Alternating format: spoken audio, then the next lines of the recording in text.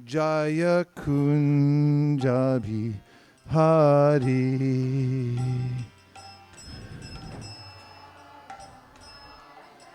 Va Jaya Kunja Bihari. Jaya Radha Madhava. Jaya Kunja Bihari.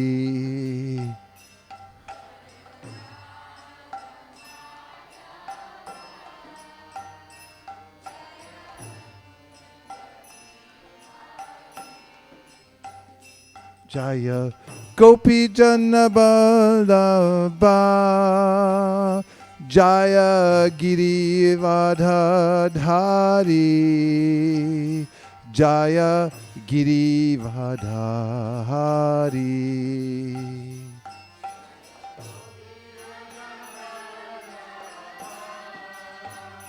Jaya Girivardhari.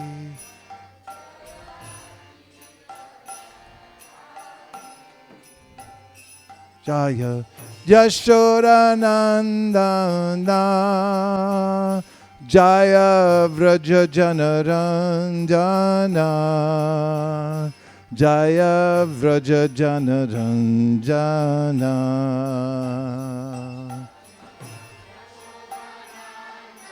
Na Vraja Janaranjana.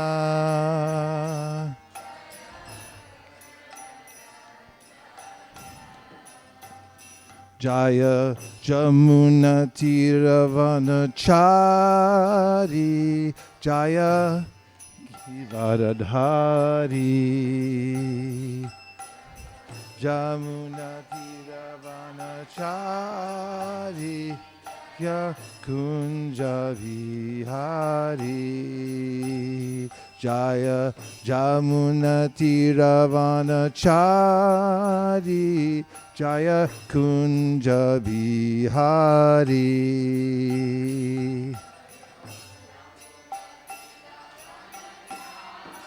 Hare Krishna.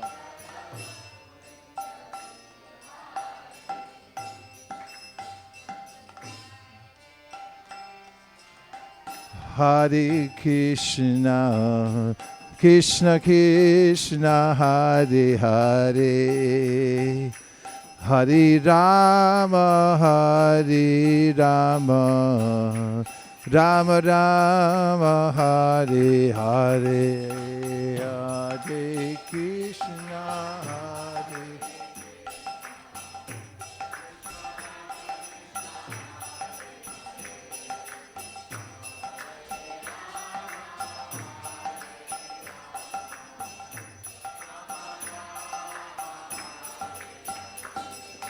Hare Krishna, Hare Krishna, Krishna Krishna, Hare Hare. Hare Rama, Hare Rama, Rama Rama, Hare Hare.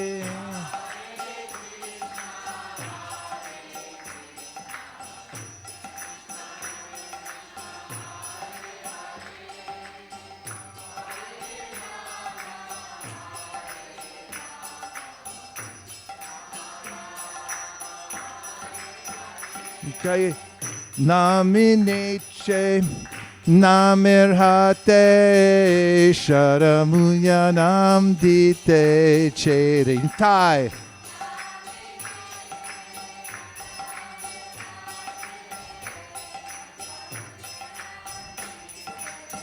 Nitai Namineche Namirhate Sharamuyanam Dite Chere.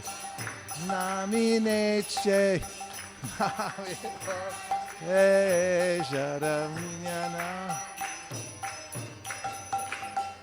Hare Krishna, Hare Krishna, Krishna Krishna, Hare Hare. Hare Rama, Hare Rama, Rama Rama, Hare Hare, Hare Krishna.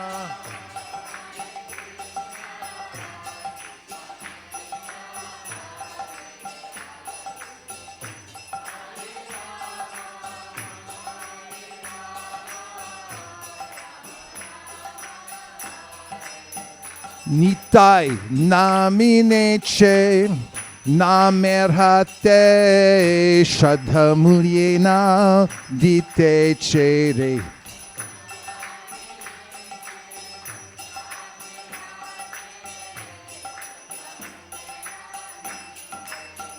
Nitai namineche namerhate shadhamunyanam dite chere.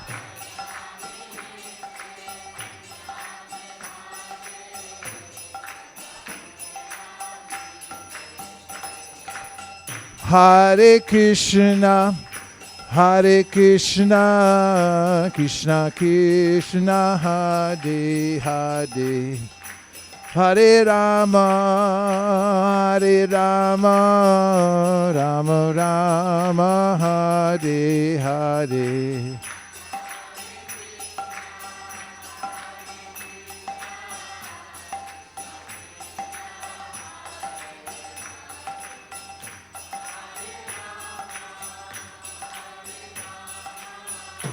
Rama Rama Hare Hare.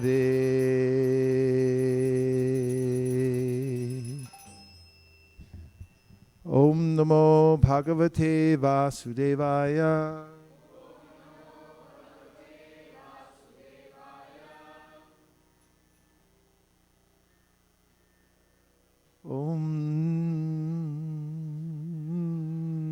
Namo Bhagavate Vasudevaya.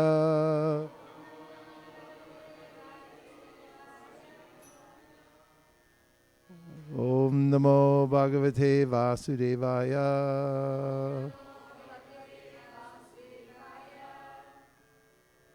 Narayanam Namaskritya Naram Chaiva Narottamam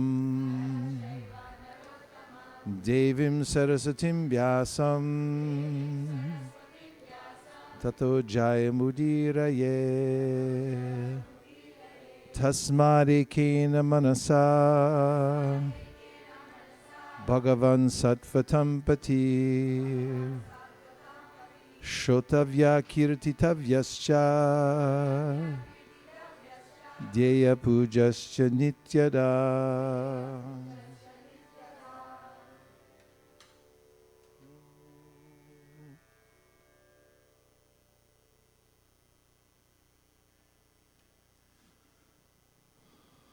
So I'm reading the first 5 verses in the 7th canto, chapter number 6.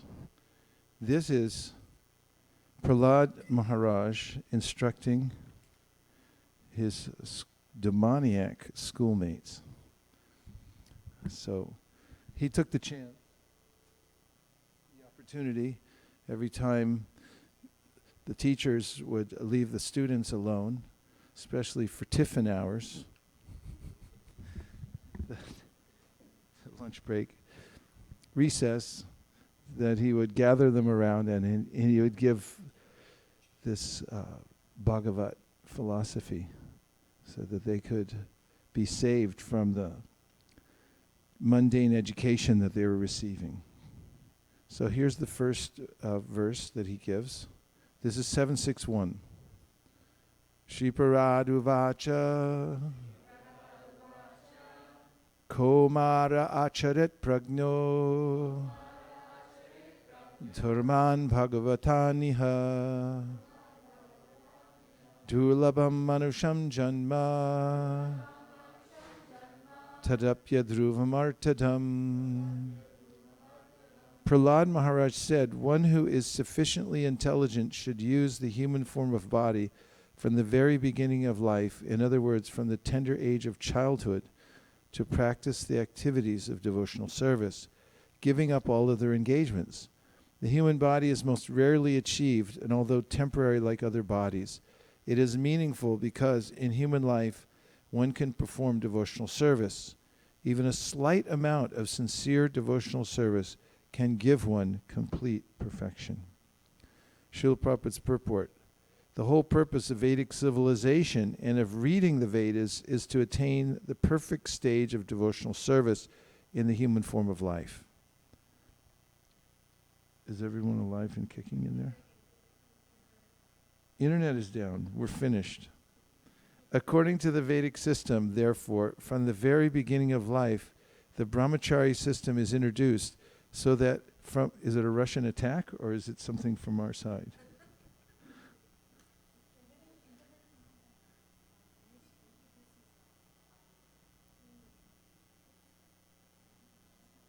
That means it was a Russian attack.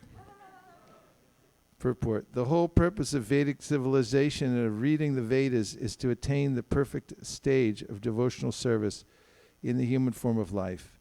According to the Vedic system, therefore, the very beginning of life, the brahmacharya system is introduced so that from one's very childhood, from the age of 5 years, one can practice modifying one's human activities so as to engage perfectly in devotional service. Modifying. That's a very interesting point, hey? The practice modifying.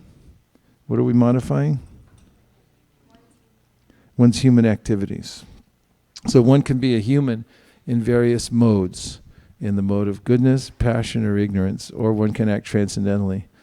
And the exciting aspect of being a human is that at any time you can decide to modify the mode that you're in. And whatever mode that may be, there are ways that one can take help and begin the journey of modification and coming to a higher level. Partiva dharano dhumas tasmaragnis trayimayaha tamasastu rajastasmat sattvam yad brahmadarshana. Verse number? Just guess. You know where it is. 1-2-24. 1-2-24 says that there are various modes of nature. Some are more useful than others. The mode of ignorance, acting in the mode of ignorance, is not just a waste of time, as is the Rajagun, but it's very destructive. It's hard to climb out of that mode, and it leaves a lot of damage. It's a destructive mode, tamas. And rajas is like smoke. It's very disturbing, but it doesn't serve any purpose. So the strum and drung, is that in your dictionary, strum and drung? Let's see if you can find it. Strum and drung of the mode of a culture in the mode of passion, or a lifetime in the mode of passion, is very active, but like monkeys, they're active but foolish. They make a lot of noise and they shake a lot of trees, but they don't do a lot of good. And so if one's life is very, very active, but there's no progress towards spiritual knowledge, self-control, and so forth, then it's a kind of a waste of time. But from the mode of goodness, sattvam, yad, brahmadarshana, one can get an inkling about what is Brahman. And from that point, one can be very progressive and successful in one's life. So modification is really important. It's something that is actually, the human intelligence is meant to discern how to modify one's activities so that one can rise in due course of time. And a civilization or a lifetime that's organized around staying in the mode of passion and ignorance is a waste of the human intelligence. Strum and drung. Internet, is it on, if you Google it maybe. Strum and drung. Not strung. Try strung and drung. Strung and drung. S-T-R-U-N and drung. D-R-U-N. I think it's German. It's there somewhere. And confirmed, maybe I'm spelling it wrong, and as confirmed in the Bhagavad Gita 2:40. Who knows this verse? just from hearing the verse number. This should, when you hear 2.40, which you can get as a tattoo on your way home today, you should feel joy in your heart. Because in this verse, Krishna is saying that swalpam apya siddharmasya. If you just do a little bit of the right thing, it's permanent. And it's an asset that you'll keep and that will continue driving you.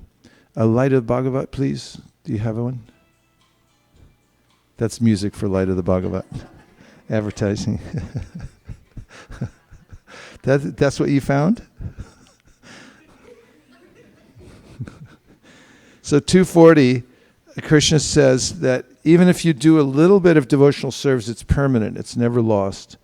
And it will help you overcome the greatest kind of fear, and that is totally wasting the human form of life. So this little bit of advancement in devotional service is mentioned in the Light of the Bhagavat. I had such an experience with this book. I mean, Prabhupada wrote this book, the manuscript for it, before he left, but it wasn't published. And some devotees found it after he left. And then I used to travel through Hong Kong every year on my way to India. I'd stop at the Hong Kong temple. It was just an apartment up on the 6th floor somewhere in a bunch of apartment buildings. But there was, regular temple in there, Gaura Nitai and Tulsi Devi. But in any case, when I was passing through one year, this book was in production. Tamal Krishna Maharaj had taken it up, and he used to stay there in Hong Kong. And he commissioned a famous Chinese artist to do these paintings for this book. And they assembled the book there.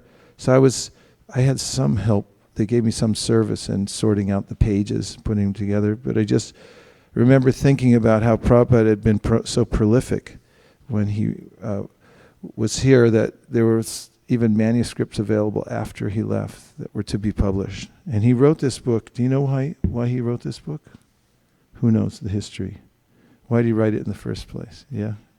Parnam was the first. Paragurungi, go ahead. I think in Nilamrita it said there was some conference in Japan. Yeah. And they had to present, according to the weather, like... It was called Cultivation of the Human Spirit. And they invited Prabhupada and other spiritual teachers. Prabhupada didn't get to go. So that's why the manuscript never got used until after he left. Yeah. You found Strongman Drung? Good for you. How's it spelled?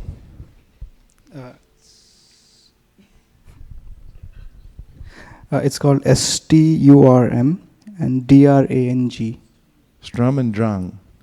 Okay, go ahead, tell us the meaning. I just found it in the Wikipedia. It says storm and drive, though usually translated as storm and stress. Yeah, strong and drang. It means like all the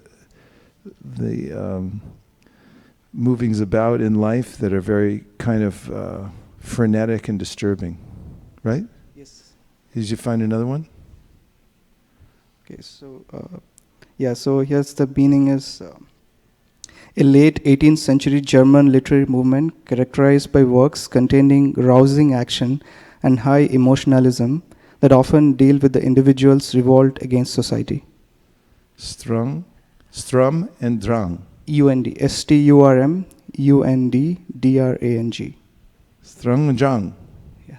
Say it. Strong and drang. Yeah, it means like a lot of activity and kind of high emotional state, strong and drang. And the second is turmoil. Huh? The two meanings. The second is turmoil. Turmoil, strong and drang, turmoil. Literally? It's a literary movement. Literary movement. And now it's become a phrase as well, describing turmoil. Now you know what I'm talking about when I say strong and drang. Prabhupada writes, devotional service to the Lord never goes in vain. Just at the right moment, the result of one's particular devotional service will come, even if one has no desire for it. You want me to read that again? You're going to say what? Devotional service to the Lord never goes in vain. Just at the right moment, the result of one's particular devotional service will come even if one has no desire for it. Feel better? The pure devotees do not wish any return from the Lord in exchange for their service, but they do not make business exchanges with the Lord, for the Lord out of his own accord fulfills all the desires of the devotees. And then later on in the purport, he writes, does Prabhupada, a devotee therefore should execute his devotional services with full energy, endurance, and confidence. Which three things? He should perform his scheduled duties, he should be pure in heart, and he should serve in the association of devotees. All 6 of these items will lead the devotee to the path of success. One should not be discouraged in the discharge of devotional service. Failures may not be detrimental. They may be the pillars of success. Yay. One must have good faith in the regulative principles followed by the self-realized souls, and one should not be doubtful about the ultimate result of such devotional service. Rather, one must go on executing his prescribed duties without hesitation, and one should never be influenced by unwanted association. That's very important. Don't be influenced by unwanted association. We should not consider going back to Godhead a plaything. We must take it seriously. As enjoined in the scriptures, for a strict follower, the result is sure and certain, and when the time is right, the result will come of its own force. When the time is right, the result will come of its own force. Hare Krishna. So, as confirmed in Bhagavad Gita 240, Swalpamapyasya dharmasya trayate mahato bhayat, even a little advancement on this path can protect one from the most dangerous type of fear. Modern civilization, not referring to the verdicts of Vedic literature, is so cruel to the members of human society that instead of teaching children to become brahmacharis, it teaches mothers to kill their children even in the womb on the plea of curbing the increase of population. And if by chance a child is saved, he is educated only for sense gratification. Gradually throughout the entire world, human society is losing interest in the perfection of life. Indeed, men are living like cats and dogs, spoiling the duration of their human lives by actually preparing to transmigrate again to the degraded species among 8,400,000 species of life. Sorry, Bhubaneswar is calling me from Vrindavan. The Krishna consciousness movement is anxious to serve human society by teaching people to perform devotional service, which can save a human being from being degraded again to animal life. As already stated by Prahlad Maharaj, Bhagavat Dharma consists of Shravanam, Kirtanam, Vishnu Smaranam, Pada Sevanam, Archanam, Bandhanam, Dasyam, Sakyam, Atma Nivedanam. In all schools, what's the verse? Shri Vishnu Parikshit Abhavad. Find that number. And put it up. The Krishna conscious movement is anxious to serve human society by teaching people to perform devotional service. And this verse that we just heard, Shravanam, Kirtanam, Vishnu Smaranam, Pada Sevanam, Archanam, Vandhanam, Dasyam, Sakyam, Atma Nivedanam, was spoken by Prahlad Maharaj. And the context in which it was spoken was that Hiranyakashipu had great hopes for his children, especially for Prahlad, and he had sent him to the best little demon school he could find. And when Prahlad came home, after some time being at boarding school, his father asked him, what's the best thing you've learned? Of course, the first time he asked that, Prahlad said, Na sarumanye suryavarev dehinam sana samudvignam Sadgrahat Hidva Mapatam Griyamanda Kupam Vanam Gatoya Dharamashrieta. He said, O best of the demons, Sadhamani Asuryavarya means the best of demons. You're the best of demons, Daddy. Nasadumanye Suravari Dehinam Sada Samudvigna Diyam Sadgrahat. Vatmapatam Griyamanda Kupam. Can you have her put it up?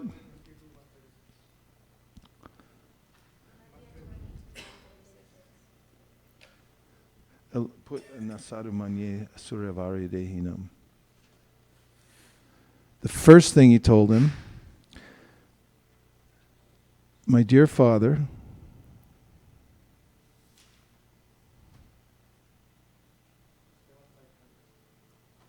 could I have it?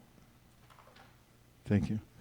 He said, O best of the Asuras, king of the demons, as far as I've learned from my spiritual master, any person who has accepted a temporary body and temporary household life is certainly embarrassed by anxiety because of having fallen into a dark well where there is no water but only suffering. Once you give up this position and go to the forest, more clearly, once you go to Vrindavan, where only Krishna consciousness is prevalent and should thus take shelter of the Supreme Personality of Godhead. So Hiranyakashipu didn't like the answer. And he told the teachers, what are you doing?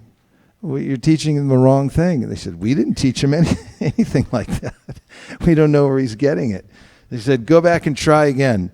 So they went back and tried extra hard to teach him all about the science of, teaching political science and how to be a big politician.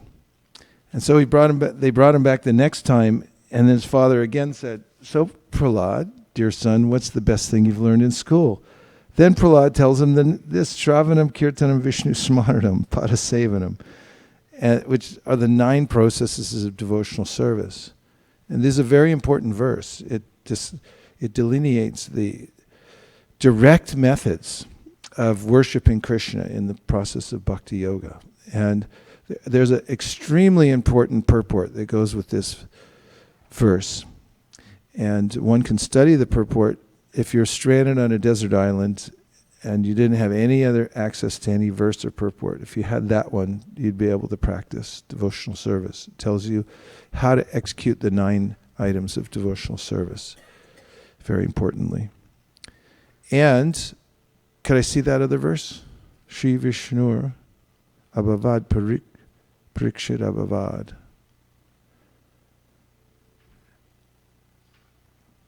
Shri Vishnu Shravane Parikshit Abhavad Vaisesika Kirtane Prahlada Smarane Dadangri Bhajane Lakshmi Pritu Pujane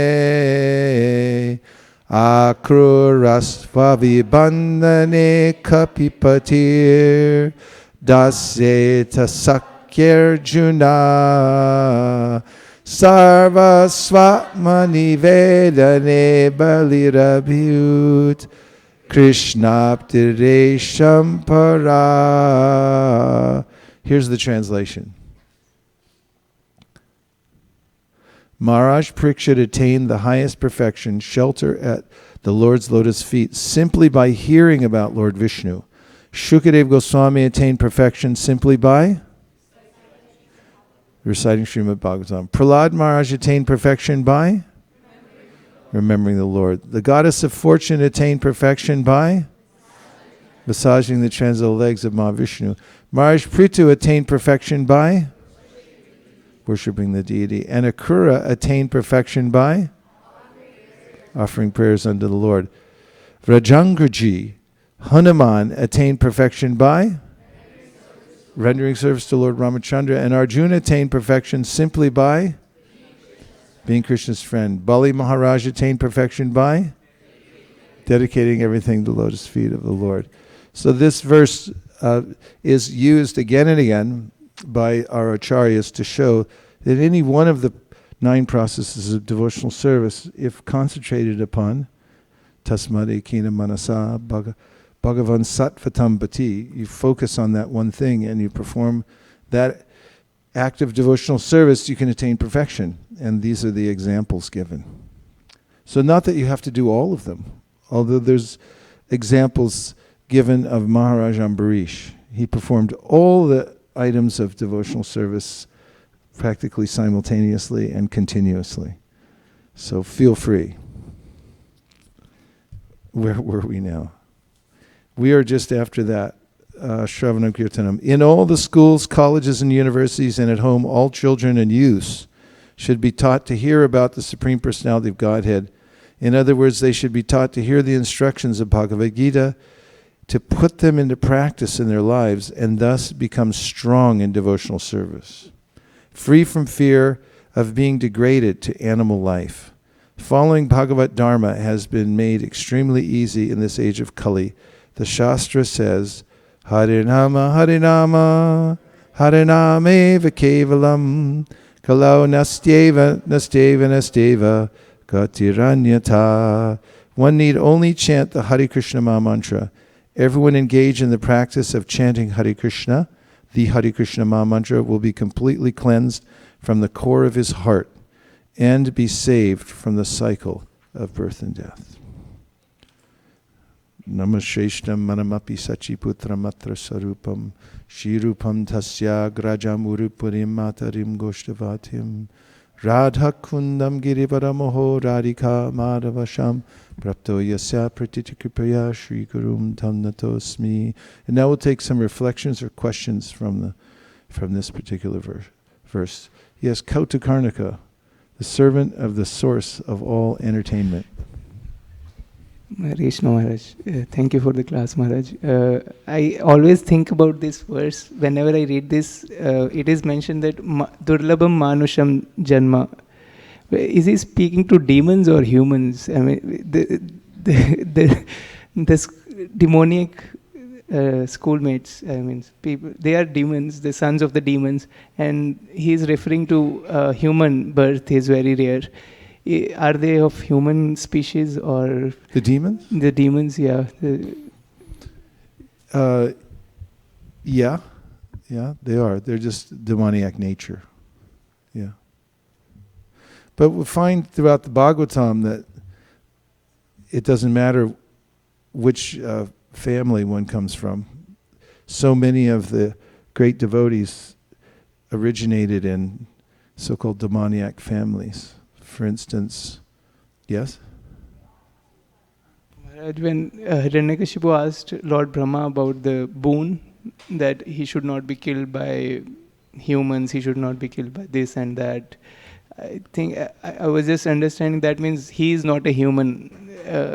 Hiranyakashipu is not a human, he's a Rakshasa or Asura, one of those, I don't know the differentiation. Well, it doesn't mean just because he asks not to be killed by humans that he's not a human. Okay, yeah. But we had this discussion in another class recently. There's not, I haven't found in my research a lot of clear definition about what are the 400,000 species of human life. Other questions? A reflection, yes. So two things, Maharaj, when we talked about modifying the life in the beginning of the purport, I looked up modify. Modify. The meaning of modify. Please. Yeah. And it said, well, the main thing that struck me from the meaning was that it is meant for, like, modify is changing, but it is change for the better. Change for the better. Modify yeah. means change for the better. How so? What's the etymology? Okay, let me just go there and bring it up then. Not to cause any unnecessary strung and drung in your life. Yeah. So make partial or minor changes to something, typically so as to improve it or make it less extreme. And the origin is late Middle English from Old French modifier, from Latin modificare, and from modus. And it says go and look at mode. Mode. So I'm looking at mode. That also doesn't give. Mode means measure. Like the modes of nature. Yeah, yeah. It says measure. Mode means measure. Like how I think it's more like statistical term. It's giving like mean, median, mode, like that. Yeah. So on the change time, changing your life. I was thinking about how you often tell us that change the topic, change your life. Yeah. Yeah, that's a modification of the topic. Yeah, it's not so easy because if I develop a taste for hearing a certain kind of sound vibration, then my ear will gravitate towards that. And Prahlad Maharaj says this in his prayers to Lord Nrsingadev. Get that. You get it in the book. It's 7-9 something. He's 7-9 something. Prahlad Maharaj says, that all my senses are attracted to various sense objects. And he says, my sense of hearing is attracted to hearing cinema songs, right? So this is you can find it.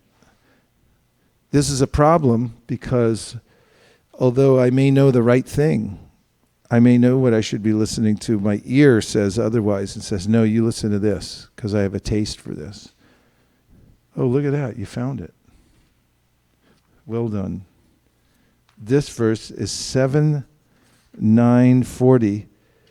Jivaikato chutavikarshiti mavratripta shishnonyatas duram shravanam kutaschit granonyatas shapaladrik kwachakarma shaktir bhava sapatna iva geha patim lananti. My dear Lord, O infallible, in my position is like a person who has many wives, all trying to attract him in their own way. For example, the tongue is attracted to palatable dishes, the genitals to sex with an attractive woman, and the sense of touch to contact with soft things. The belly, although filled, still wants to eat more, and the ear, not attempting to hear about you, is generally attracted to cinema songs. The sense of smell is attracted to yet another side. The restless eyes are attracted to scenes of sense gratification, and the active senses are attracted elsewhere. In this way, I am certainly embarrassed. So that starting from that position, modification and directing one's ears towards a particular topic may be like rehab. You know, rehab, you have to do exercises that the body doesn't want to do because it's gotten used to doing it another way because of some injury or something. And you have to get a trainer to help you exercise those parts of your body that have atrophied because of non-use, because of injury or some other reason. Or if somebody becomes addicted to the mode of ignorance, like through intoxication, it's very popular nowadays for people to have to go to rehab and get back to their normal chemistry in their body and get their mind unattached to substances and so forth. So when one's addicted to the various modes of material nature, one may come to a realization through one's intelligence of what's the right thing to do. Does it mean that necessarily that you'll be able to do it, even though you know what's the right thing? What is your opinion? I'm seriously asking. Can you just do it right away? So there might require some modification, which means by degrees one will have to rehab and start a program through which one gradually comes to the right point. Other reflections or questions? Yes, Monisha, and then Avantika. You had mentioned how in the purport it was saying how within time, like the results will come. And so I thought that was really nice because even in the Ishopanishad it mentions how Krishna has been fulfilling our desires since time immemorial. And like how you just mentioned about like addiction and how you can't just get rid of it like right away. If we were addicted to like devotional service and the holy name of the Lord, it's so much easier to be addicted to it and not like, even if we do like try to go away from it, we're so attached to it that we can't go away from it. And that's a good idea. I like your philosophy. Mm-hmm. Become addicted to the holy name. There's no side effects. Nowadays, pharmaceuticals is a huge industry, and now you'll notice whenever pharmaceuticals advertise a new drug, they have to tell what all the side effects are. So they'll say like, it helps you get rid of asthma. And then like in a really soft voice, it'll go on like, it may cause dry mouth, it may cause dizziness, it may cause you to crash your car, it may cause you to break up all your relationships. You may develop leprosy and blah, blah, blah. It goes on for like 10 minutes and then it's like, but buy it, you know. Everything has a side effect in the material world. But if you get addicted to the holy name, there's no indication. It doesn't clash with anything else. Everything works. No bad effects. No bad side effects. Avantika and then Bharat. I was thinking about how lucky we are to be in this body. Like even my dad was mentioning during the Japa circle. And another point from the purport was... Why lucky to be in this body? That we are able to inquire, like Atato Brahma Jigyasa. I was thinking about that. And then also, in the beginning of the first purport, it said humans are able to change their mode just by their activities. So I was thinking we should really take Is that what advantage. it says? They can change their mode of Yeah, in that activities? first one we read Nice. initially. And then I also like that one point from the Light of Bhagavat, which said, failures may not be detrimental, they can be the pillar of success. Yes. Very helpful, isn't it? Yes, and Radhakripa Prabhu brought up about the fact that you may have a tongue, you may have a human body, but then there may be a point at which you can't use it. How frustrating is that? And especially if you knew you had an opportunity and you didn't take advantage of it, it could. So, meaning is, don't think I'll do it later. That's really what this verse is saying. Komara acharit pragno dharmam bhagavatam. He's telling his classmates, don't think you're going to take care of this when you're 20 or 30 or 50 or 90. Do it right now. You have full permission. In fact, the Shastra is saying, start now, even when you're Komara, when you're just a little child. I just wanted to say that Manisha's point that you can get addicted to Krishna very easily just reminded me of yesterday's class when we were reading Radharani's song to the bumblebee, and it was even though she's trying to forget Krishna, it's so hard for her to forget her that she keeps on talking about him. Yeah, and the various stages of advancement in devotional service as described by the Madhurya Kadambini by Srila Vishwanath Chakravarti Thakur indicate these kinds of attachments. So there's a way in which when one comes to the point of ruchi, it becomes because you have a taste for hearing Krishna Katha, it's very easy to bring your mind away from the material topics because you're so attached to hearing Krishna Katha. And then asakti means that's the next level, a thickening of faith and more intense attraction to Krishna. And at that point, it becomes very difficult to pull your mind away from Krishna Katha to attend to hearing worldly things, which may be necessary at some point. Do you see the difference? So there's a way in which the attraction becomes stronger and stronger and the addiction becomes more. Good point. Anything else? Yes. 1, 2, 3.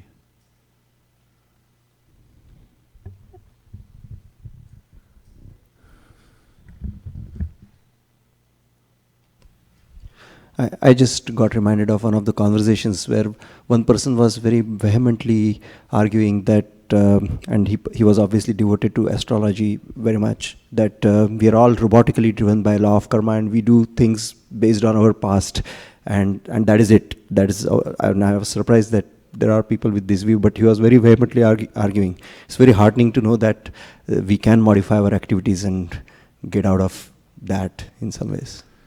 So in one sense, this is true. Once you get a particular body, the body's going to have a certain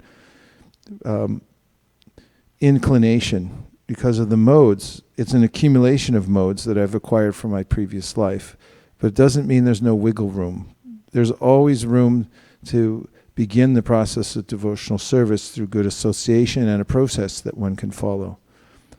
An example that one of my godbrothers has given is that if you buy a ticket on an airplane for a certain destination, now you may have to go to that destination. So you get on the plane, but doesn't mean that while you're on the plane going to the destination, you can't make other arrangements. There's still freedom even as you're being carried from New York to Chicago, and it's well, that's my ticket. But you could make arrangements that when I get off the plane, that I'm going to fly back. Or, you could meet people on the plane and enter into a partnership. So many different ways in which we have, even as we're being carried by the law of karma from our previous lives, an opportunity to introduce the modification of our lives. And with devotional service, a little bit goes a long way. Other kinds of modification may be more difficult, but especially devotional service, because Krishna helps us from within the heart when we indicate that we want to surrender to Him. Who is next? Okay. So I was thinking, modification, it's like a constant practice. It doesn't end. Like you modified, you may again slip, or you can get better. So it's like constantly it should be our we have to practice that, like always we have to try to modify so that we can achieve perfection. Very true. And there's a purport coming up in just a minute or two that indicates a similar point. Niharika.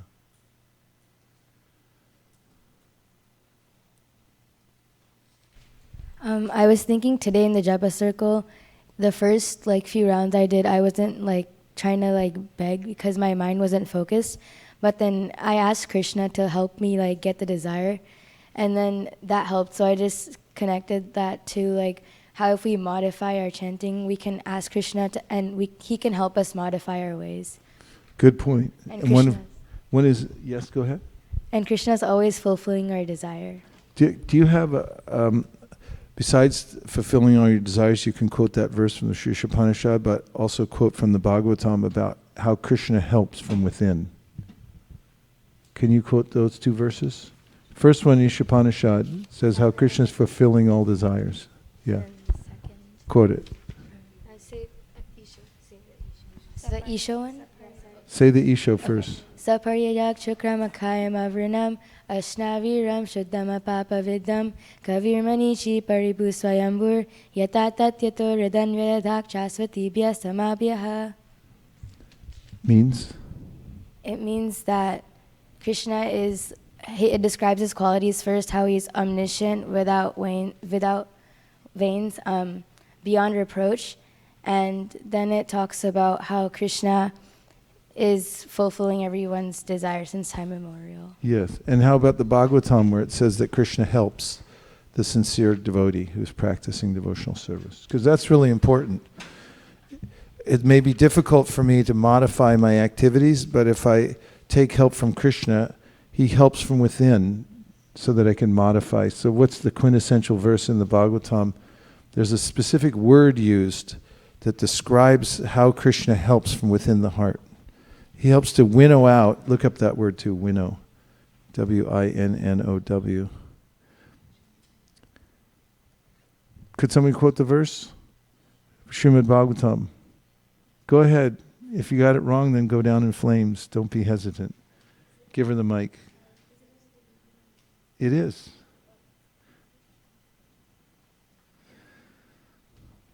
Lord Sri Krishna, who is the Paramatma, the super soul in everyone's heart, and the benefactor of the truthful devotee, cleanses desire for material enjoyment from the heart of the devotee who relishes his messages, which are in themselves virtuous when properly heard and chanted.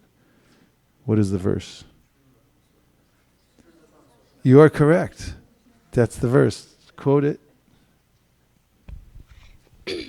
Shrinvatam svakata Krishna punya shravana kirtana hridayantasto hi abhadrani vidunoti suritsatam. And what is the word that is a name for Krishna that indicates that he helps from within the heart to sort things out?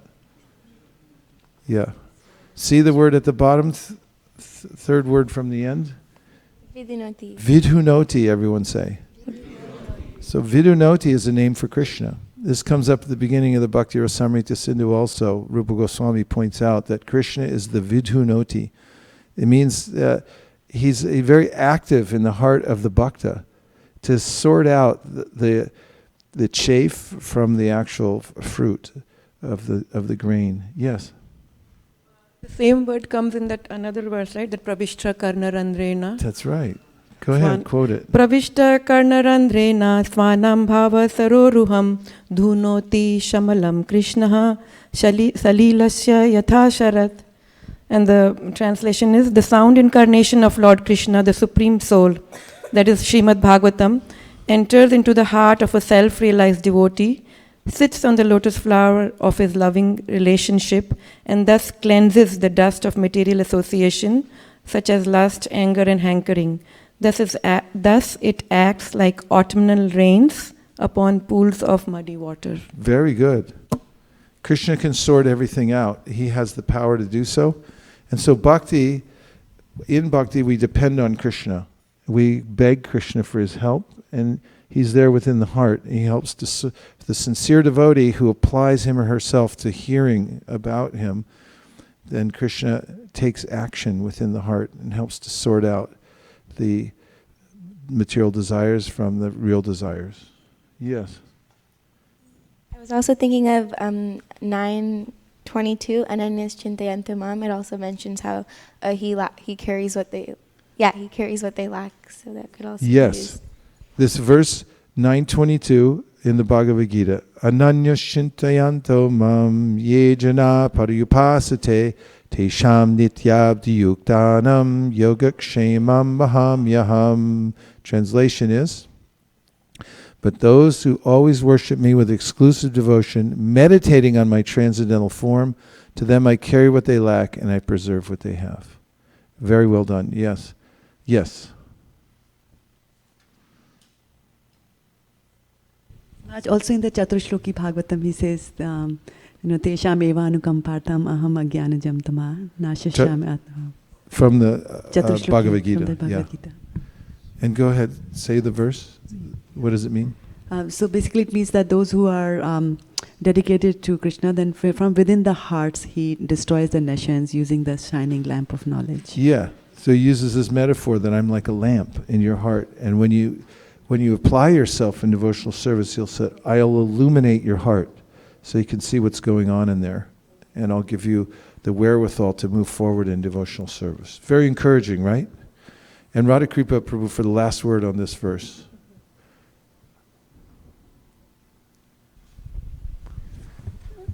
So Maharaj, my reflection is actually from yesterday when you're talking about the planets. We need to bring the Krishna planet in the center to have all things which is auspicious. I always had a strong belief that if all the planets who are subservient of Krishna, if they are performing some tasks, but then the master is there, they have to set aside and then, do what Krishna wanted to do. So that faith, I think in the astrology, when we always sometimes get weak, my planet is this dasha is not going good and all that. I think your yesterday's lecture confirms that my belief. It really helped me a lot. Absolutely. Now, there's all kinds of ideas for how to protect oneself in this material world, how to stave off any ill fortune, right? Yes. Like you might get jewels and decorate your body and you might pay a lot of money to get a jewel, right? To make sure that this particular planet is propitiated, or somebody like, Rahu doesn't come knocking at your door. You don't want Shani coming around, right? So there's all these ideas, especially in this age of Kali Yuga. If you chant the holy names and you take shelter of Krishna, then this is your protection. The main protection it doesn't come from any other kind of arrangement. One sweltering night in Vrindavan, I was sitting at Sriji's. You know Sriji's? Sriji's Jewelers? Yeah, Sriji's Jewelers. It's a little, actually kind of big now, jewelry shop. It's been there forever, ever since I've been going to Vrindavan. And you can go in there and buy all kinds of stuff for your deities. And so I was sitting in there. Sometimes it takes a while because it gets really busy and you have to sit there and wait for them to bring stuff out for you. So I was sitting there with a friend of mine, and then another devotee came in and he had some jewels that he wanted to sell to Sriji. I think it was as a European devotee. He had some nice semi-precious stones that were for astrological use. And then an old friend, a senior godbrother of mine, just happened to be walking down the street. He was probably coming from seeing Radha Damodar temple. And he stopped and looked in, and he asked this other devotee, "What are you doing?" And he said, "Oh, I'm just going to sell these jewels to Sriji." And so my friend said, "Let me see him." So he's looking at him and goes, "Really nice." And then he pretended like he swallowed one. He went, and the devotee, "What?" He said, "No, I didn't do it." And he goes, "Here, you take them." He said, "They don't work anyway. Only the holy name works in Kali Yuga." And then he walked off into the night. It's kind of the nature of that godbrother. But it left an impression upon me that this is one of the ways that Chaitanya Mahaprabhu emphasized the holy name, that Harinama, Harinama, Harinama eva kevalam. Nothing else works, nothing else works, nothing else works. Just the holy name. So it's very heartening to know that if you just take shelter in this one thing, improve your japa, then everything else in your life will improve. Because vidunoti, Krishna will notice that you're trying to chant better japa. And it doesn't mean that all of a sudden you have to become perfect at it. But if you do make an effort, then Krishna will notice it, and he'll bring auspicity into your life in the form of impetus to do better devotional service in all areas of your life if you do better japa. Because the holy name is everything. Kalim sabhajiyantyeta. Yes, Nicole.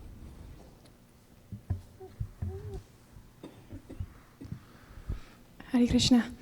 One of the 10 offenses says that if you commit an offense or a sin and then you return to chanting with this idea that, oh, it's okay, I can do this, what happens if you consistently keep messing up on the things that you're asking Krishna for help with, but you still have to return to japa, you have to return to it. Is it like kind of like standing in front of like a fire hose, and it's like if I stand here long enough, eventually I'll get clean, or is it? Yeah, so much depends on our intention. So the Padma Purana says, Nama parada yuktanam namanyeva harantyagam avishrani prayuktani name varta karani cha. Interestingly, this verse says if you're a nama paradi, you're committing offenses while chanting. The way to stop those offenses or to overcome them is to continue chanting. Don't stop. However, the seventh offense that you mentioned, committing sins on the strength of chanting the holy name, Vishwanath Chakravarti Thakur mentions in his commentary to the 6th canto of the Srimad Bhagavatam on the subject of Ajamil. He says that this offense is a little bit onerous in the sense that if your intention is wrong and you're taking advantage of the holy name, and you have this attitude that it doesn't matter what I do because if I chant, it'll make up for it. Then he says that the continuous chanting will be difficult for you. He said you'll actually have to suffer in some other way to get purified. But one of the ways it's mentioned by Haridas Thakur that Krishna helps to rectify the sincere devotee is that he said just like if you work for a merchant and then you start to take your job for granted, so you show up late every day. And then one day you come and the merchant locks the door and says, no, you can't come in and work today. And you go, what are you talking about? I work here. And he says, not anymore. Go improve your attitude and come back. So in a similar way, sometimes Krishna will take away a devotee's taste from chanting if he or she is making offenses. And that should alarm the devotee and think like, how did that happen? Krishna took my taste away. I better try to get it back. And a sincere devotee will then, okay, I'll reform myself. I'll modify what I'm doing. I'll be more careful. Did that answer your question? Yes, totally. Thank you. Okay, good. I'm going to go to the next verse, which is 763, I believe. No, 2. The human form of life affords one a chance to return home back to Godhead. Therefore, every living entity, especially in the human form of life, must engage in devotional service to the lotus feet of Lord Vishnu. This devotional service is natural because Lord Vishnu, the Supreme Personality of Godhead, is the most beloved, the master of the soul, and the well-wisher of all living beings. Everyone okay? Yes. Better than okay, right? Yes. Purport. The Lord says in Bhagavad Gita 9:529, Bhoktaram yagyatapasam sarvaloka maheshwaram suradam sarvabhutanam yatva mam shantim vrichyati. The sages, knowing me as the ultimate purpose of all sacrifices and austerities, the supreme Lord of all planets and demigods, and the benefactor and well-wisher of all living entities, attain peace from the pangs of material miseries. Simply by understanding these 3 facts, that the Supreme Lord Vishnu is the proprietor of the entire creation, that he is the best well-wishing friend of all living entities, and that he is the supreme enjoyer of everything, one becomes peaceful and happy. For this transcendental happiness, the living entity has wandered throughout the universe in different forms of life and different planetary systems, but because he has forgotten his intimate relationship with Vishnu, he has merely suffered life after life. Therefore, the educational system in the human form of life should be so perfect that one will understand his intimate relationship with God or Vishnu. Every living entity has an intimate relationship with God. One should therefore glorify the Lord in the adoration of Shantaras, or revive his eternal relationship with Vishnu as a servant in Dasyaras, a friend in Sakyaras, a parent in Vatsalyaras, or a conjugal lover in Madhuryaras. All these relationships are on the platform of love. Vishnu is the center of love for everyone, and therefore the duty of everyone is to engage in the loving service of the Lord, as stated by the Supreme Personality of Godhead, Bhagavatam 3:25-38.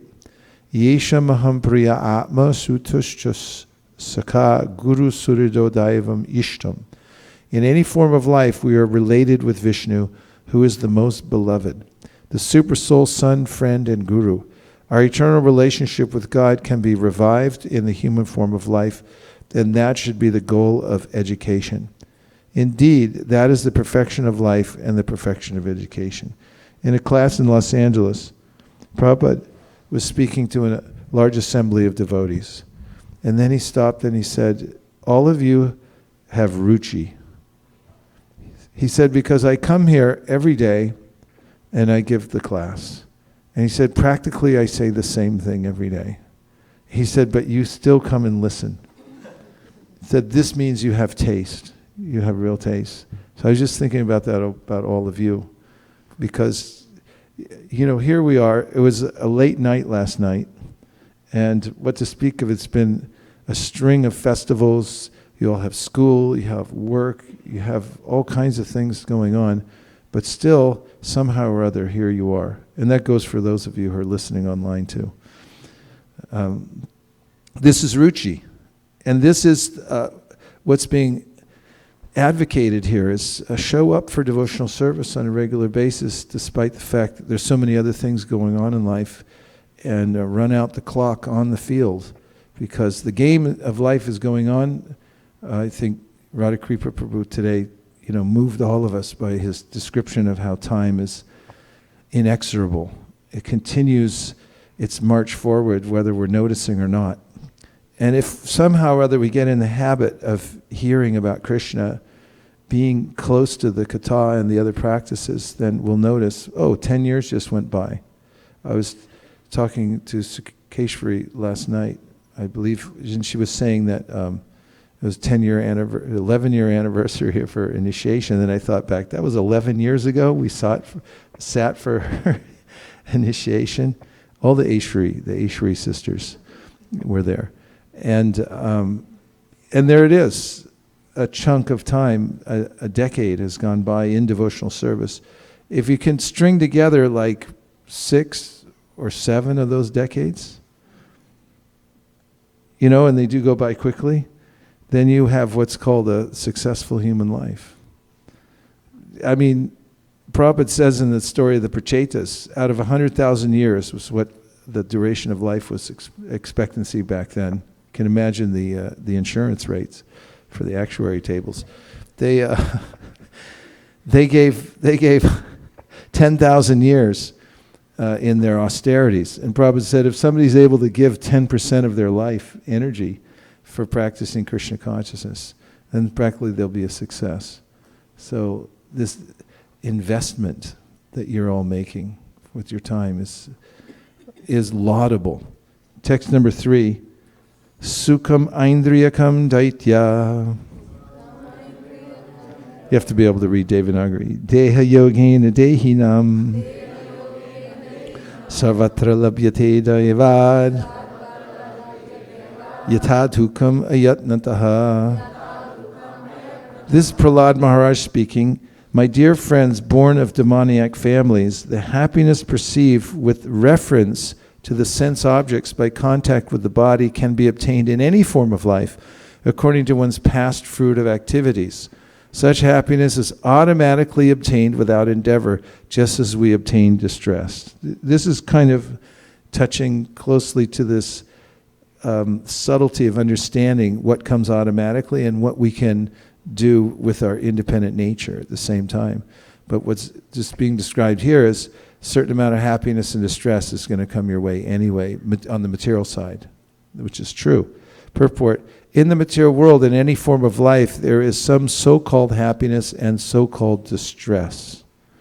No one invites distress in order to suffer, but still it comes. Similarly, even if we do not endeavor to obtain the advantages of material happiness, we shall obtain them automatically. This happiness and distress are obtainable in any form of life without endeavor. Thus, there is no need to waste time and energy fighting against distress or working very hard for happiness. Our only business in the human form of life should be to revive our relationship with the Supreme Personality of Godhead and thus become qualified to return home back to Godhead. Material happiness and distress come as soon as we accept the material body, regardless of what form. We cannot avoid such happiness and distress under any circumstances.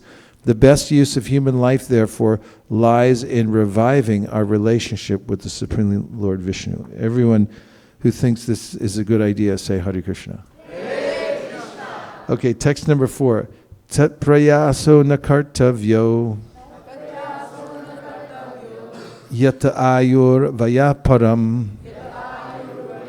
natata vindate kshemam mukunda charanam bhujam. Yeah, that's nice. Mukunda charanam bhujam means that Mukunda, the Supreme Personality of Godhead, who can deliver one from material clutches, charana ambujam, the lotus feet. Mukunda charanam bhujam. Translation: endeavors merely for sense gratification or material happiness through economic development are not to be performed, for they result only in a loss of time and energy, with no actual profit. If one's endeavors are directed toward Krishna consciousness, one can surely attain the spiritual platform of self-realization. There is no such benefit from engaging oneself in economic development. Correct. Purport: we see materialistic persons busily engaged in economic development all day and all night, trying to increase their material opulence. But even if we suppose that they get some benefit from such endeavors, that does not solve the real problem of their lives, nor do they know what the real problem of life is. This is due to a lack of spiritual education. Especially in the present age, every man is in darkness in the bodily conception of life, not knowing anything of the spirit soul and its needs. Misguided by the blind leaders of society, people consider the body to be everything, and they are engaged in trying to keep the body materially comfortable. Such a civilization is condemned because it does not lead humanity toward knowing the real goal of life. People are simply wasting time and the valuable gift of the human form because a human being who does not cultivate spiritual life but dies like the cats and dogs is degraded in his next life. From human life, such a person is put into the cycle of continuous birth and death. Thus one loses the true benefit of human life, which is to become Krishna conscious and solve life's problems. And the next verse is what I'm going to end on. Tato yate takushala shemaya bhavam ashrita shariram paurusham yavan na vidpadyeta pushkalam. Pushkalam means stout and strong. Therefore, while in material existence, bhavam ashrita, a person fully competent to distinguish right from wrong must endeavor to achieve the highest goal of life as long as the body is pushkalam, stout and strong, and is not embarrassed by dwindling. Not embarrassed by dwindling. As if we talked about this, you may have the intelligence to take advantage of the human form of life, but then you may not at some point have full facility to do so. Your physical ability of your body may be diminished to such a point that you can't actually fully enact the kinds of practices that you'd like to do, enough to get momentum in this lifetime. So really there's a sense of urgency in all these verses that take advantage while you do have the wherewithal to do it. Correct? Yes. Would you like to hear the purport? Yes. You would very much like to hear it, I think. Okay, here goes. As stated by Prahlad Maharaj at the beginning of this chapter, Kaumara Acharit Prajna. The word prajna refers to one who is experienced and who can distinguish right from wrong. What does prajna refer to? That's right, they're experienced. They know right from wrong. Such a person should not waste his energy and valuable human lifetime simply working like a cat or dog to develop his economic condition. For one word in this verse, there are two readings, bhavam ashrita and bhayam ashrita. But accepting the meaning of either of them will bring one to the same conclusion. Bhayam ashrita indicates that the materialistic way of life is always fearful because at every step there is danger. Materialistic life is full of anxieties and fears, bhayam. Similarly, accepting the reading bhavam ashrita, the word bhavam refers to unnecessary trouble and problems. For want of Krishna consciousness, one is put into bhavam, being perpetually embarrassed by birth, death, old age, and disease. Thus, one is surely full of all anxieties, known as bhavam. Bhavam. Human society should be divided into a social system of brahmanas, kshatriyas, vaishyas, and shudras, but everyone can engage in devotional service. If one wants to live without devotional service, his status as a brahmana, kshatriya, vaishya, or shudra certainly has no meaning. It is said, stanad brashta patantyada. Whether one is in a higher or lower division, one certainly falls down for want of Krishna consciousness. A sane man, therefore, is always fearful of falling from his position. This is a regulative principle. One should not fall from his exalted position. The highest goal of life can be achieved as long as one's body is stout and strong, pushkalam. We should therefore live in such a way that we keep ourselves always healthy and strong in mind and intelligence, so that we can distinguish the goal of life from a life full of problems. I'm going to read that last sentence again because it's just epically powerful. We should therefore live in such a way that we keep ourselves always healthy and strong in mind and intelligence, so that we can distinguish the goal of life from a life full of problems. A thoughtful man must act in this way, learning to distinguish right from wrong, and thus attain the goal of life. Reflections or questions? Just have a few minutes left. Yes, 1, 2. I really felt that, especially these purports, felt like a counseling session, because Prabhupada feels like he's speaking to me, where everybody would feel the same, but so many practical solutions that Prabhupada is giving. It's part of our rehab. Very personal. We're in rehab here. In fact, I think we should change the name on our sign. It's like the Hare Krishna Rehab Center. What have you been up to lately? I'm in rehab. This whole life is a rehab. But this is definitely a rehab center. And hearing and understanding one's natural position is important, because it's so easy. Maya's tactic is to make me think I'm okay and say, it's all good. And it's not, actually. It's all bad. And I'm in a precarious situation. So understanding it, and see Prabhupada's saying here, I underline this in my book, a sane man, you have to be sane, therefore, is always fearful of falling from his position. So the minute you think I'm good, I'm okay, that's the time when you get lax, and you start either by degrees or all at once. Manjari Gopika. And then we'll come back to you. Hare Krishna Maharaj, I have one reflection and one question. Yes.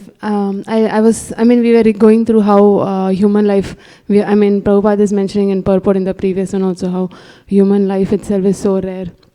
And I was also thinking yesterday when you mentioned about how the Bhagavatams were destroyed, thousands of them, but we are so fortunate that we have the translation. So I'm thinking of how, getting this birth in a human body and then also getting a chance, to get the original Bhagavatam translated. It's something to value it. Yes, and the next level really is to develop spiritual strength. It means you have to work out. You have to develop your bhajan. Means you may have the Bhagavatam in your house, but if someone comes over 5 years later and opens it and there's that cracking sound like it's the first time it ever opened, that's not a good sign. It should be well worn. We should develop a strength for hearing and chanting. The more we practice hearing and chanting, the more we develop a taste for it. And this is the way to recover spiritual health. And your question? In the second last line, Prabhupada mentions that we should be healthy and strong in mind and intelligence. So, are there any, how do we keep that, be healthy and strong in mind and intelligence? Yukta hara viharasya, yukta cheshtasya karmasu, yukta swapna babodasya, yogo bhavati dukkha. Krishna says, get enough sleep. You can't artificially cut back on your sleep and expect to make good decisions. I've seen it before. I've seen a lot of stuff, because growing up in the Krishna conscious movement, I saw devotees tried all kinds of things. We thought we were the 6 Goswamis for a while. Eat once a day, sleep 3 hours, and it was like, whoa. But you have to notice that the body is an apparatus and you have to take care of it properly. So 3 things are vitally important. One is getting the right amount of sleep. Don't sleep too much and don't sleep too little. There's a lot of research on the brain now. You can't do without sleep. There's a lot of diseases that come from not sleeping enough. Unless you're a Paramahamsa and you're in the last stage of life, then you have full freedom to just not sleep at all. You can just do your bhajan constantly. But while you're a Paravajakacharya, you're just traveling everywhere, preaching and everything like that, you have to get enough sleep in order to function and also to chant. You ever try chanting when you don't have enough sleep?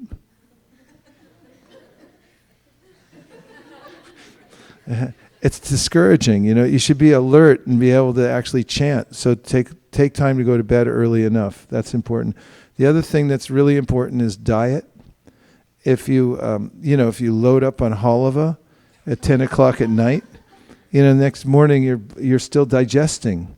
So be careful how you eat. Find out a diet that is suitable to your body. There's a lot of research into diet, and a lighter kind of diet is better, it's healthier, and eat stuff like vegetables and fruits and things like that are really healthy, have a lot of nutrients and things. And the third thing is exercise. You have to exercise, especially by dancing in kirtan. That's good exercise. And walking to holy places and so forth. But take the stairs, don't go on the elevator whenever you get a chance. I went up 20 flights of stairs the other day because the elevator was, 3 of them weren't working. So we walked and I was happy. Whenever I travel, I always take the stairs rather than the elevator. And try to go out of your way to keep the body moving. It's a machine. If it doesn't move properly, it's going to fall apart. And you also have to have a home base where you can be comfortable. Because if you live in a place where you're uncomfortable all the time, you don't have psychological support and things like that, it's very difficult to practice Krishna consciousness. Prabhupada mentions these principles in the story of Gajendra, because he says Gajendra was an animal of the land, and he's stronger than a crocodile, but not in the water. And in the water, he got out of his element and he lost his strength. So Prabhupada then relates that to our practice of Krishna consciousness and says we have to find out a lifestyle that's natural to us so we can maintain it over a long period of time. What you're trying to do here is rack up decades of practice, not like a year. And then all of a sudden, what happened to Bhakta Shnikki, he practiced for a year like he was a Paramahamsa, and then, he lost everything because he couldn't stay awake. And so try to get 1 decade after another on your resume by living a healthy enough life so that you can continue to practice devotional service without a lot of problems. Does that help? For the close, you've got the last point or question. And then there's one online, but depends if we have time or not. Hare Krishna Prabhu. Related to the 2 or 3 verses we just went over, if one does not follow the principles of like Krishna consciousness, right, then they degrade into the lower life, right? The question is, how does the lower life actually comes to the human life stage, and what do the scriptures say about it? Scriptures say that we transmigrate upwards when we're in the lower forms. That means that there's a progression from the lower species of life, and each one comes to the next higher species until they get to the human form. And the human form, labvam sudurlabhavidam bahusambhavante manushamartadam anitam apihadira, means it's a rare opportunity through which artadam, you can get the full value of spiritual life. From the other, the lower species don't commit sins because there's no discretion there. They're simply compelled by their body to act the way they were fitted with the particular set of senses. But when you come to the human life, that's when you're expected to do something smart. Animals, they're not judged like that. So they progress upwardly. Then in the human form of life, it's a junction. And if you don't perform it properly in the human life, then you can fall back down again into the lower species, and then you have to work your way back up again. Does that help? Okay, last one from the internet.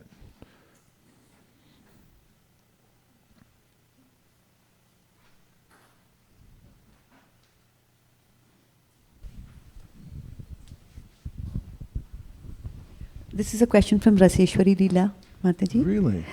And she's saying, when we read the Srimad Bhagavatam, every story indicates that even a small misstep of offending anyone, even a neophyte devotee, brings a reaction. Very often, devotees in beginning of spiritual life think that they can ignore the laws of material nature because they are chanting the holy name. It seems to me as devotees, we have to be extra careful not to offend anyone on purpose or without purpose. Just like we should follow traffic rules even though we may be chanting while driving. Can you please share how one can balance this? I may offend a demigod unknowingly, and it may delay me in my spiritual progress. Offend who? Demigod. Offend the demigods. I may. Well, the Shastra says, Devar Shibhutap Nandrinam Pitrinam Nakin Koronayam Ranicha Rajan Sarvatmanaya Sharanam Sharanyam Kato Mukundam Priyahrita Kartam. Do you all know that verse? It says that there's a way in which we're indebted to demigods and other living entities when we're born. However, if you dedicate yourself fully to Krishna consciousness, you're no longer indebted to the demigods. And Krishna indicates in the 8th chapter of the Bhagavad Gita that although there are ways in which to cooperate with the devas and the various forces of material nature in order to elevate oneself when leaving the body, the devotees don't worry about that because they're taking full shelter of Krishna. So if one's sincerely doing one's best to surrender to Krishna in the process of devotional service, the demigods don't mind. And we should be careful to not offend any living entity because you don't know who people are. This is brought up in the story of Dhruva Maharaj. Dhruva Maharaj was just a kid, and nobody knew who that kid was. The father made an offense to his son by not giving him proper nurturing because his wife, the king's wife, was envious of Dhruva, and Dhruva was not her biological son, So because of her envy, the king took up that feeling of envy on behalf of the wife and didn't allow Dhruva to sit on the lap. And so later Dhruva became the celebrated pure devotee of the Lord. Am I correct or not? Yes. So then what happened was that wife of the king got burned in a forest fire, if I'm not incorrect, and so did her other son. And it's mentioned there that you don't know how a person may later on become a celebrated devotee. So you may just think, oh, that's just, Bhakti Shniki. But Bhakti Shniki may end up becoming, a great Paramahamsa. Of course, even if he doesn't, devotees should be careful. All devotees are exalted and are dear to Krishna. Apichet sudaracharo bhajate mamananyapak sadareva samantavya samyak vyavasitosya. Krishna says if they're engaged properly, you better respect them. So be careful. And also, you don't know who people are. They become the highest and greatest devotees, and if you offend them even beforehand, that's kind of carried forward. At the same time, don't get mental, because offense requires an atmosphere or an intention of malice. And just because you're moving around the world and you have interactions with other devotees and things, it doesn't mean that your devotional service is going to be ruined and that you're walking on eggshells or thin ice, vegetarian example, at any second. Don't get weird like that. You do the best you can in the circumstance. If you happen to have an altercation with a devotee, then go apologize. You can go back and later the devotee will forgive you. It's not the end of the world, and it's not like cancels out everything you've ever done in devotional service just because you make a few mistakes. But definitely don't get on the internet and listen to nonsense about devotees, and definitely don't criticize them in writing, and that's easy enough to do, is to not get involved in that kind of pernicious way of criticizing devotees. Just unfriend the people who are doing that, and you never have to see them ever again in your life. That's one of the solutions. Now we've come to the end, and we have another very joyous celebration. Who knows what it's going to be, but it's going to take place right here, celebrating the teamwork that was done by the devotees who worked together to put on the Janmashtami celebration. If I'm not incorrect, now is the time. Hopefully some people come running out and tell us what to do next. Srimad Bhagavatam ki jai, Srila Prabhupada ki jai, Shri Prahlad Maharaj ki jai, Gaur Bhaktivinoda ki jai, Vanchakalpadrishcha Kripasindabevacha Patitanam Pavanibhyo Vaishnavibhyo Namo Namaha. And thank you to all the devotees who joined us online from various places around the world. We definitely felt your presence today, and it means the world to us. Thank you. Hare Krishna.